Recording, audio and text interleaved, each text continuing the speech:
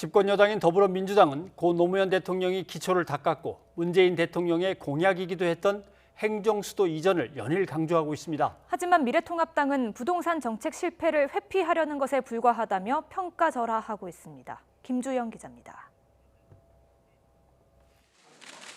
더불어민주당 김태년 원내대표는 연이틀 행정수도 이전의 필요성을 강조했습니다. 행정의 효율성은 물론 지나치게 과밀화된 수도권의 집값이 치솟는 부작용 등을 해결하기 위한 방안이라는 겁니다. 국토 면적의 11.8%에 불과한 수도권의 인구가 비수도권 인구를 추월했습니다. 이로 인해 수도권 과밀화와 집값 상승 등 심각한 사회적 비용과 부작용이 속출하고 있습니다. 행정수도 이전을 위해서는 꼭 개헌을 하지 않아도 된다는 해석을 내놨습니다. 지난 2004년 헌법재판소가 관습법을 들어 위헌 결정을 내렸지만 시대의 변화에 따라 판단이 바뀔 수 있는 만큼 일반법 개정만으로도 가능하다는 겁니다. 민주당은 김두관 의원이 신행정수도 이전 특별법 발의를 예고하는 등 당내 여론몰이에도 나섰습니다.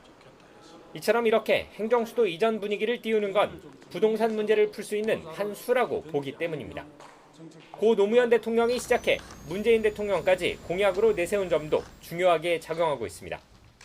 행정수도 계획, 지방 분권, 그리고 균형 발전, 그리고 수도권 재정비 이 계획들은 참여정부의 핵심 과제이고 국원이 걸린 문제라고 저는 그렇게 생각합니다. 하지만 미래통합당은 부동산 정책 실패를 책임지지 않고 관심을 돌리기 위한 꼼수에 지나지 않는다고 비판했습니다. 주호영 원내대표는 지금은 수도 이전이 아니라 부동산 정책 책임자인 김현미 장관 등을 경질하고 대통령이 직접 사과할 때라고 지적했습니다. 무엇이 잘못되었는지조차 모르고 있는 김현미 장관과 경제팀을 조속히 경질하고 대통령이 직접 국민들에게 사과해야 하지 않겠습니까? 정의당 심상정 대표도 국민을 설득할 향후 방안을 제시하지 않는다면 국면 전환용에 불과할 것이라며 우려를 나타냈습니다. 대표의 이번 제안이 진정성을 가지려면 헌법 개정을 포함해서 어떤 절차를 통해서 국민을 설득할 것인지 행정수도 이전 로드맵을 먼저 책임 있게 밝히는 것이 순서라고 봅니다.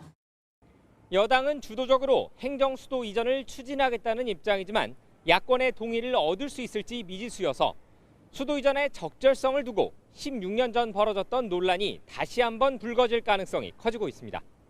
YTN 김주영입니다.